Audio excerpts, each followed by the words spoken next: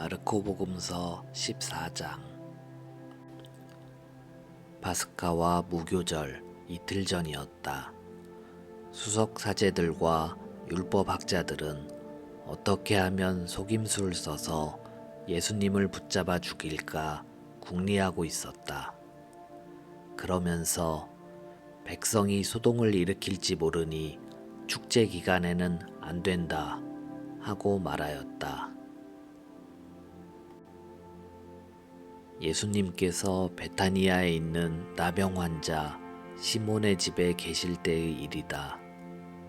마침 식탁에 앉아 계시는데 어떤 여자가 값비싼 순 나르드 향유가 든 옥합을 가지고 와서 그 옥합을 깨트려 그분 머리에 향유를 부었다. 몇 사람이 불쾌해하며 저희끼리 말하였다. 왜 저렇게 향유를 허투루 쓰는가? 저 향유를 300데나리온 이상에 팔아 그 돈을 가난한 이들에게 나누어 줄 수도 있을 터인데.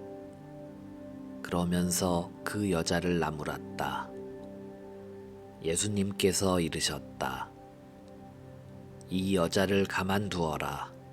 왜 괴롭히느냐? 이 여자는 나에게 좋은 일을 하였다. 사실 가난한 이들은 늘 너희 곁에 있으니 너희가 원하기만 하면 언제든지 그들에게 잘해줄 수 있다. 그러나 나는 늘 너희 곁에 있지는 않을 것이다. 이 여자는 자기가 할 수 있는 일을 하였다. 내 장례를 위하여 미리 내 몸에 향유를 바른 것이다. 내가 진실로 너희에게 말한다. 온 세상 어디든지 복음이 선포되는 것마다 이 여자가 한 일도 전해져서 이 여자를 기억하게 될 것이다. 12 제자 가운데 하나인 유다 이스카리옷이 예수님을 수석 사제들에게 팔아넘기려고 그들을 찾아갔다. 그들은 그의 말을 듣고 기뻐하며 그에게 돈을 주기로 약속하였다. 그래서 유다는 예수님을 넘길 적당한 기회를 노렸다. 무교절 첫날, 곧 파스카 양을 잡는 날에 제자들이 예수님께 스승님께서 잡수실 파스카 음식을 어디에 가서 차리면 좋겠습니까? 하고 물었다. 그러자 예수님께서 제자 2사람을 보내며 이르셨다. 도성 안으로 가거라. 그러면 물동이를 메고 가는 남자를 만날 터이니 그를 따라가거라. 그리고 그가 들어가는 집의 주인에게 스승님께서 내가 제자들과 함께 파스카 음식을 먹을 내 방이 어디 있느냐 하고 물으십니다 하여라. 그러면 그 사람이 이미 자리를 깔아 준비된 큰 2층 방을 보여줄 것이다. 거기에다 차려라. 제자들이 떠나 도성 안으로 가서 보니 예수님께서 일러주신 그대로였다. 그리하여 그들은 파스카 음식을 차렸다. 저녁 때가 되자 예수님께서 제자들과 함께 그곳으로 가셨다. 그들이 식탁에 앉아 음식을 먹고 있을 때에 예수님께서 말씀하셨다. 내가 진실로 너희에게 말한다. 너희 가운데 한 사람, 나와 함께 음식을 먹고 있는 자가 나를 팔아넘길 것이다. 그러자 그들은 근심하며 차례로 저는 아니겠지요 하고 묻기 시작하였다. 예수님께서 그들에게 이르셨다. 그는 12 가운데 하나로서 나와 함께 같은 대접에 빵을 적시는 사람이다. 사람의 아들은 자기에 관하여 성경에 기록된 대로 떠나간다. 그러나 불행하여라.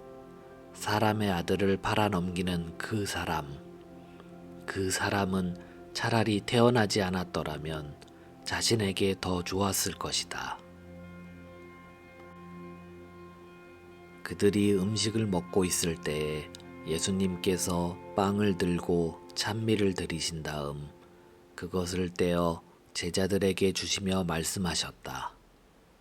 받아라, 이는 내 몸이다. 또 잔을 들어 감사를 드리신 다음 제자들에게 주시니 모두 그것을 마셨다. 그때 예수님께서 그들에게 이르셨다. 이는 많은 사람을 위하여 흘리는 내 계약의 피다. 내가 진실로 너희에게 말한다. 내가 하느님 나라에서 새 포도주를 마실 그날까지 포도나무 열매로 빚은 것을 결코 다시는 마시지 않겠다. 그들은 찬미가를 부르고 나서 올리브산으로 갔다. 예수님께서 제자들에게 말씀하셨다. 너희는 모두 떨어져 나갈 것이다. 성경에 내가 목자를 치리니 양들이 흩어지리라고 기록되어 있다. 그러나 나는 되살아나서 너희보다 먼저 갈릴레아로 갈 것이다. 그러자 베드로가 예수님께 말하였다. 모두 떨어져 나갈지라도 저는 그러지 않을 것입니다. 예수님께서 그에게 말씀하셨다. 내가 진실로 너에게 말한다. 오늘 이 밤 닭이 2번 울기 전에 너는 3번이나 나를 모른다고 할 것이다. 그러자 베드로가 더욱 힘주어 장담하였다. 스승님과 함께 죽는 한이 있더라도 저는 결코 스승님을 모른다고 하지 않겠습니다. 다른 이들도 모두 그렇게 말하였다. 그들은 겟세만이라는 곳으로 갔다. 예수님께서는 제자들에게 내가 기도하는 동안 너희는 여기에 앉아 있어라 하고 말씀하신 다음 베드로와 야고보와 요한을 데리고 가셨다. 그분께서는 공포와 번민에 휩싸이기 시작하셨다. 그래서 그들에게 내 마음이 너무 괴로워 죽을 지경이다. 너희는 여기에 남아서 깨어 있어라 하고 말씀하셨다. 그런 다음 앞으로 조금 나아가 땅에 엎드리시어 하실 수만 있으면 그 시간이 당신을 비켜가게 해 주십사고 기도하시며 이렇게 말씀하셨다. 아빠, 아버지께서는 무엇이든 하실 수 있으시니 이 잔을 저에게서 거두어 주십시오. 그러나 제가 원하는 것을 하지 마시고 아버지께서 원하시는 것을 하십시오. 그러고 나서 돌아와 보시니 제자들은 자고 있었다. 그래서 베드로에게 시몬아, 자고 있느냐? 1시간도 깨어 있을 수 없더란 말이냐? 너희는 유혹에 빠지지 않도록 깨어 기도하여라. 마음은 간절하나 몸이 따르지 못한다 하시고 다시 가셔서 같은 말씀으로 기도하셨다. 그리고 다시 와보시니 그들은 여전히 눈이 무겁게 내리감겨 자고 있었다. 그래서 제자들은 그분께 무슨 말씀을 드려야 할지 몰랐다. 예수님께서는 3번째 오셔서 그들에게 말씀하셨다. 아직도 자고 있느냐? 아직도 쉬고 있느냐? 이제 되었다. 시간이 되어 사람의 아들은 죄인들의 손에 넘어간다. 일어나 가자. 보라, 나를 팔아넘길 자가 가까이 왔다.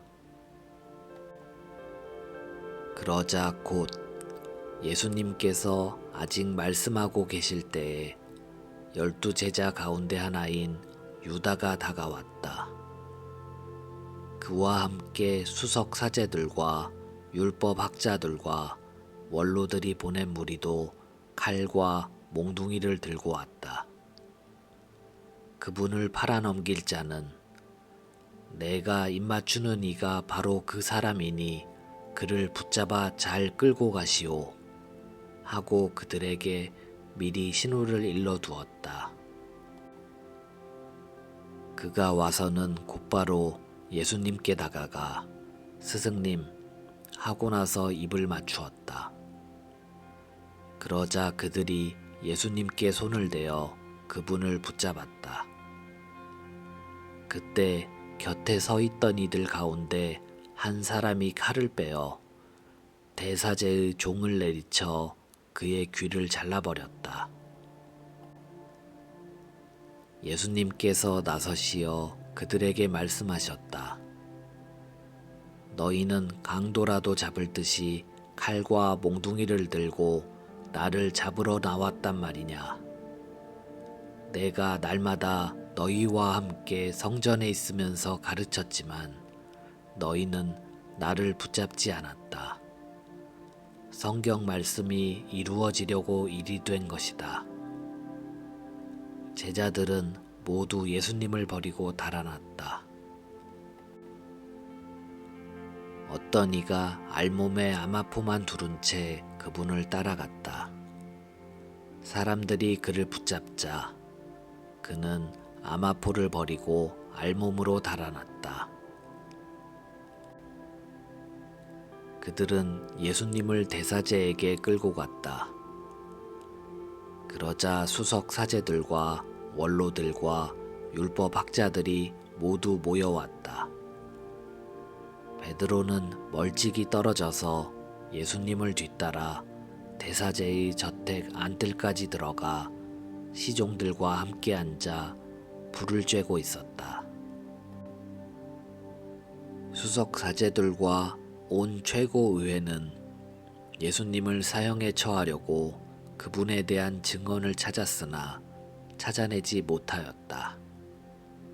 사실 많은 사람이 그분께 불리한 거짓 증언을 하였지만 그 증언들이 서로 들어맞지 않았던 것이다.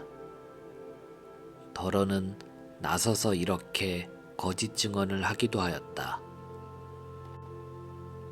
우리는 저자가 나는 사람 손으로 지은 이 성전을 허물고 손으로 짓지 않는 다른 성전을 사흘 안에 세우겠다고 말하는 것을 들은 적이 있습니다. 그러나 그들의 증언도 서로 들어맞지 않았다. 그러자 대사제가 한가운데로 나서서 예수님께 당신은 아무 대답도 하지 않소.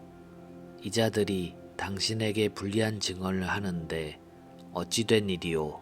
하고 물었다. 그러나 예수님께서는 입을 다무신 채 아무 대답도 하지 않으셨다. 대사제는 다시 당신이 찬양받으실 분의 아들 메시아요? 하고 물었다.